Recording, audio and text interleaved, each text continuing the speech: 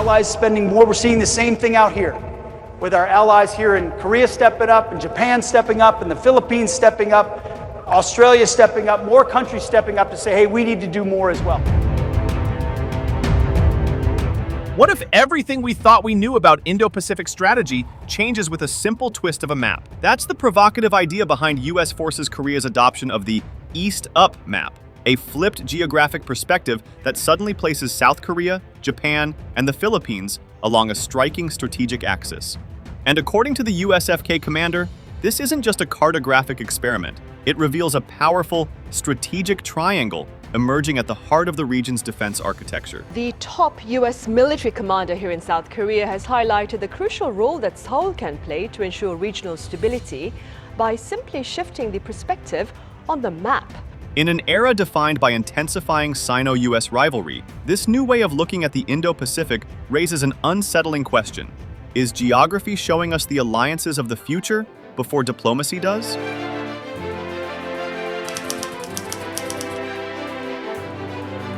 The East-Up map is a simple yet radical reorientation of the traditional world map. Instead of placing north at the top, it rotates the view so that the eastern direction sits at the peak.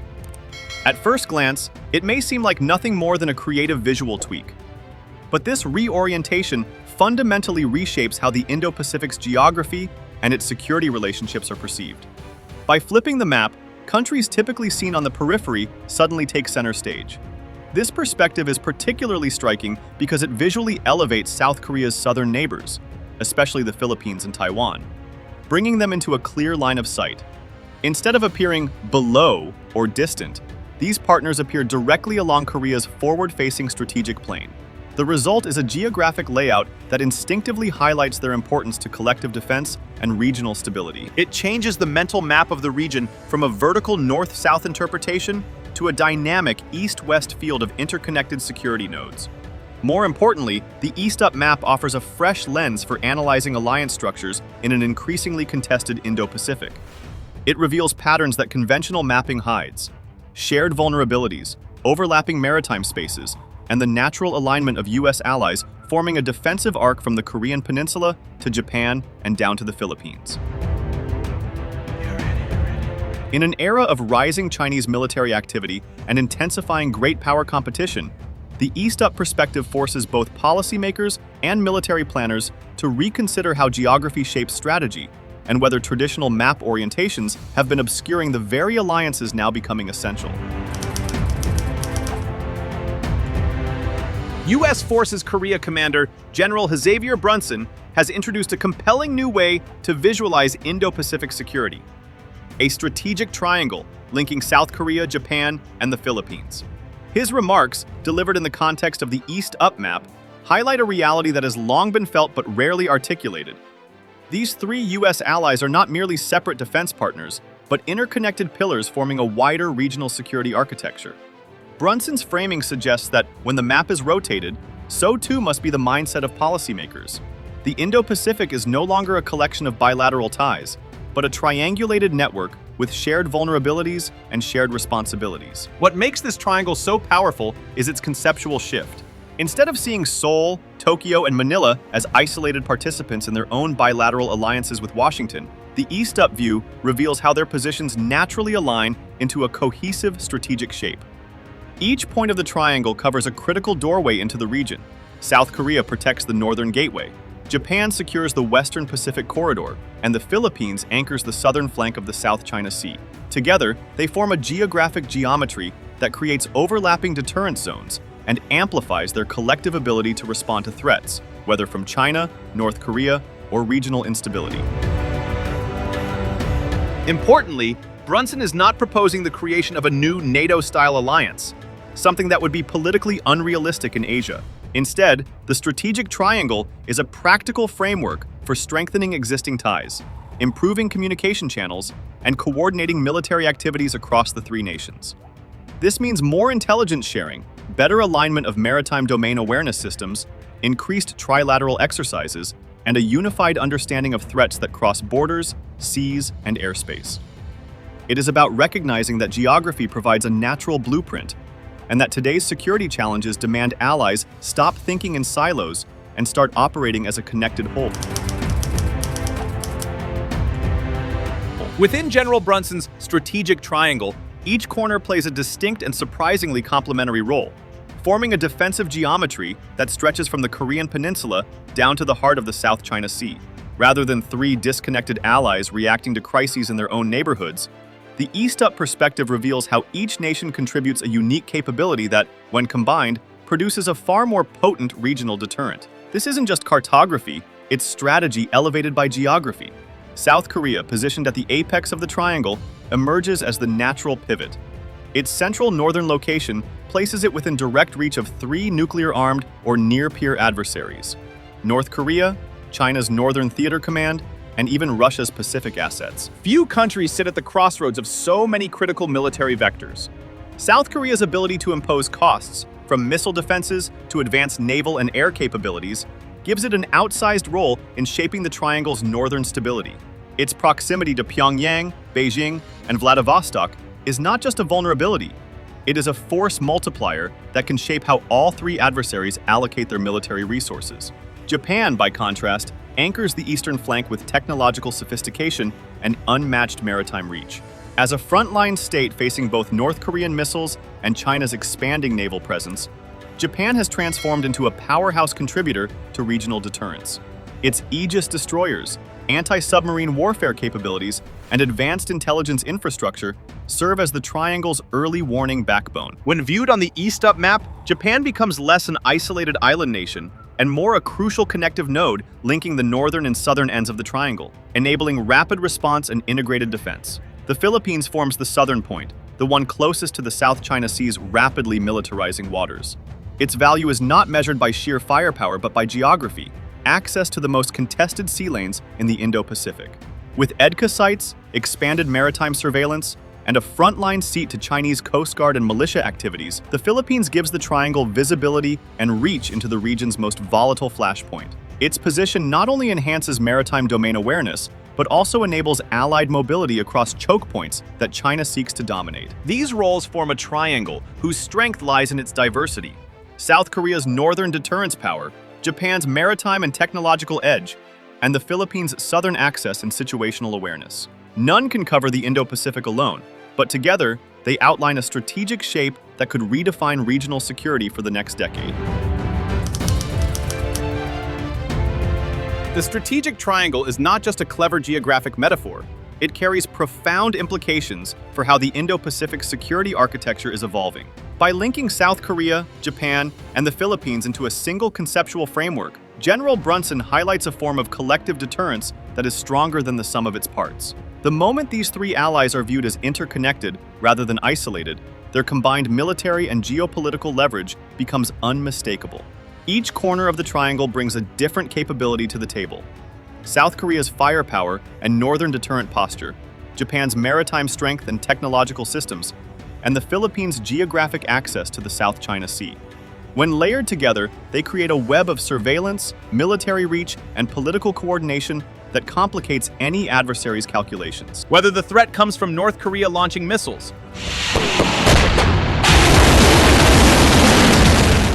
China pushing harder in the Taiwan Strait or the South China Sea, or Russia expanding its Pacific activity, the triangle offers a multi-directional shield backed by real capabilities. No single regional partner holds as much cross-theater influence as South Korea. Situated at the triangle's northern vertex, it sits within immediate strategic reach of three major flashpoints: the Korean Peninsula, China's Northern Theater Command, and Russia's Pacific Fleet area. This makes the peninsula a commanding high ground in Indo-Pacific geopolitics, a location whose political alignment and readiness can shape the behavior of Beijing, Pyongyang, and Moscow simultaneously. The triangle amplifies this reach, turning Korea's proximity from a risk into an advantage for the entire network. Forces stationed in Korea are already forward deployed, trained for rapid escalation scenarios, and accustomed to high-tempo readiness. This eliminates the long delays and logistical hurdles of bringing reinforcements from overseas. When integrated with Japan's logistics hubs and the Philippines' southern access points, the triangle forms a pre-positioned, geographically distributed force posture. This means crisis response, whether missile launches from the DPRK or coercive maneuvers in the South China Sea, requires less time, fewer assets, and minimal political friction.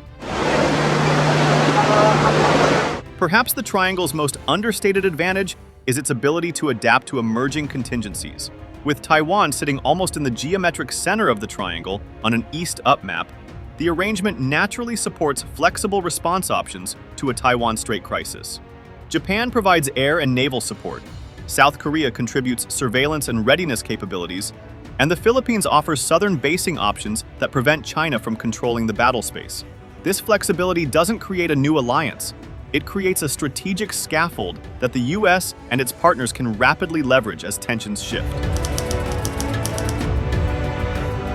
The foundation of this emerging strategic triangle is the enduring presence of 28,500 US troops stationed in South Korea, one of the largest and most battle-ready American deployments anywhere in the world. This force, backed by ongoing modernization initiatives, advanced missile defense systems, and rapid reaction capabilities, anchors the northern edge of the Indo-Pacific security architecture. It is not just a deterrent against North Korea, it is a forward operating platform that reinforces US commitments across the region. This context becomes even more urgent when viewed against the accelerating Sino-US rivalry, which increasingly defines the Indo-Pacific's strategic environment. China's military assertiveness, ranging from gray zone pressure in the South China Sea to rapid missile modernization and naval expansion, has shifted the balance of power. At the same time, the deepening alignment between North Korea and Russia introduces a new layer of complexity. Pyongyang gains diplomatic cover and military cooperation, while Moscow gains a disruptive partner in East Asia. For Washington and its allies, this creates a three-front strategic challenge that cannot be managed through isolated bilateral relationships. That is precisely why the East-up mapping concept has gained traction within USFK. By rotating the map and placing East at the top, familiar geopolitical relationships are recast in a new light. The Philippines and Taiwan suddenly appear as South Korea's upper neighbors, while Japan connects horizontally across a shared security plane. This visual reframing does more than change orientation. It forces policymakers to see the Indo-Pacific as an interconnected lattice of overlapping threats and shared defenses, not merely a collection of separate US alliances. In effect, the East-up map symbolizes a shift from bilateralism to networked security, revealing linkages that traditional maps obscure. The East-up map represents a deliberate reorientation of the conventional North-up worldview. By rotating the map so that East appears at the top, this approach challenges long-standing visual biases and forces new ways of understanding regional geography. In an East-up layout, South Korea sits prominently at the center top, while its southern neighbors, the Philippines and Taiwan, rise into sharper focus than on traditional projections. This visual adjustment is not merely aesthetic. It emphasizes how the Korean peninsula is geographically tied to a wider arc of strategic partners, encouraging policymakers and military planners to view the region as a coherent, interconnected space rather than a set of disparate bilateral relationships. Through this shift in perspective, the East-up map offers a fresh lens for interpreting alliance behavior, security dynamics, and operational planning across the Indo-Pacific. The idea of a strategic triangle linking South Korea, Japan, and the Philippines was articulated by General Xavier Brunson, the commander of U.S. Forces Korea, USFK. His remarks showed that these nations should not be seen as isolated partners, but as vertices of a larger, mutually reinforcing structure. Instead of constructing a new formal alliance, Brunson described a framework that recognizes the geography that already connects these countries and the strategic logic that increasingly binds their defense interests. By visualizing these allies as a triangle, rather than separate partners tethered only to the United States, this conceptual shift highlights substantial collective potential. Each side of the triangle represents a different avenue of shared interest: the defense of the Korean Peninsula, the security of the East China Sea, and the stability of the South China Sea. The goal is not to create binding defense treaties, but to enhance coordination, facilitate interoperability, and deepen awareness of how each nation's position contributes to a shared regional architecture. South Korea occupies the geographically central and northernmost point of the triangle. This position makes Seoul a natural strategic pivot in Northeast Asia. Its proximity to Pyongyang, Beijing, and Vladivostok gives South Korea a unique ability to impose costs across multiple axes. From the Korean Peninsula, Allied forces can deter or respond to provocations from North Korea, while simultaneously influencing the operational calculus of China's Northern Theater Command and even Russia's Pacific and Northern fleets. Moreover, the density of South Korea's capabilities, its advanced military systems, robust infrastructure, and existing U.S. troop presence, functions as a powerful force multiplier for the entire triangle. Japan anchors the northeastern flank of the triangle, bringing formidable maritime and technological capabilities. With its advanced fleet, cutting-edge sensors, and integrated intelligence systems, Japan enhances the collective capacity for maritime domain awareness, missile defense, and multi-domain deterrence. Its location near key choke points, combined with its alliance with the U.S., enables Tokyo to play a decisive role in stabilizing the East China Sea and supporting operations across the region, including those related to Taiwan or broader contingencies. The Philippines occupies the southern vertex of the triangle, connecting Northeast Asia to the South China Sea, one of the world's most contested maritime spaces. Its strategic geography, situated along vital sea lanes and near potential flashpoints, offers partners access to critical southern corridors. Beyond hosting key locations under the U.S.-Philippines Enhanced Defense Cooperation Agreement, EDCA, the Philippines strengthens maritime domain awareness, logistical mobility, and the ability to project stability across Southeast Asian waters. Combined, these strengths expand the strategic depth of the triangle far beyond the Korean peninsula. When the capabilities of South Korea, Japan, and the Philippines are viewed collectively, they form a robust deterrent against regional aggression.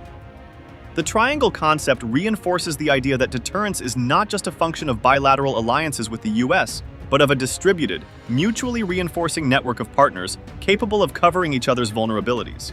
South Korea's northern location provides reach into three major strategic theaters: North Korea, China, and Russia. When integrated with Japan's maritime strength and the Philippines' southern access points, the triangle creates the potential for coordinated pressure and flexibility across a wide range of scenarios, from North Korean provocations to tensions in the Taiwan Strait or South China Sea. the foundation of this evolving structure Lies in the long-standing U.S.-South Korea alliance, supported by the presence of 28,500 U.S. troops under USFK.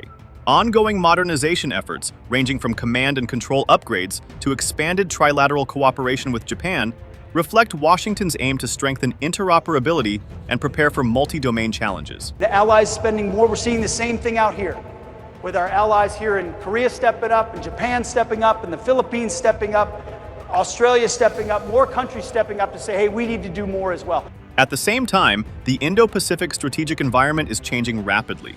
China's growing assertiveness, especially in the East and South China Seas, combined with the deepening alignment between North Korea and Russia, creates new and overlapping layers of risk. Understanding these dynamics through the East-Up map helps policymakers recognize the interconnectedness of threat vectors and the geographic logic behind emerging partnerships. This perspective moves beyond the traditional bilateral mindset and situates regional security within a networked framework. Pyongyang responded angrily to the East-Up map, branding it a map for invasion. The DPRK's interpretation reflects its sensitivity to any U.S. efforts that signal regional integration or enhanced allied coordination. For North Korea, the map's reorientation appears as a symbolic blueprint for containment and military pressure, reinforcing its confrontational rhetoric and justifying its ongoing military buildup. The map serves as a powerful signaling tool. To adversaries, it shows that the U.S. is actively shaping a regional defense posture that spans from Northeast Asia to the South China Sea. To allies, it communicates that the U.S. sees them not simply as bilateral partners, but as components of a larger, coherent security network. For South Korea, Japan, and the Philippines, the East-Up map clarifies their interconnected roles. It visually demonstrates how each contributes complementary strengths to a broader security architecture. This shared perspective helps solidify collective commitment to Indo-Pacific stability and the protection of the rules-based international order. The East-Up mapping approach offers more than a cartographic novelty. It reshapes how strategists understand the Indo-Pacific by placing South Korea, Japan, and the Philippines into a clear, interconnected strategic triangle. This reorientation highlights geographic realities that conventional maps obscure, revealing how these three nations collectively form a stabilizing arc from Northeast Asia to the South China Sea. Together, their complementary capabilities, geographic advantages, and deepening coordination create a multi-layered deterrent against regional threats. South Korea's northern leverage, Japan's maritime and technological strength, and the Philippines' access to critical southern sea lanes form a network that enhances operational flexibility, improves regional awareness, and strengthens the broader US-led security architecture. Looking ahead, the triangle shows the continued evolution of US strategy in a region defined by intensifying geopolitical competition.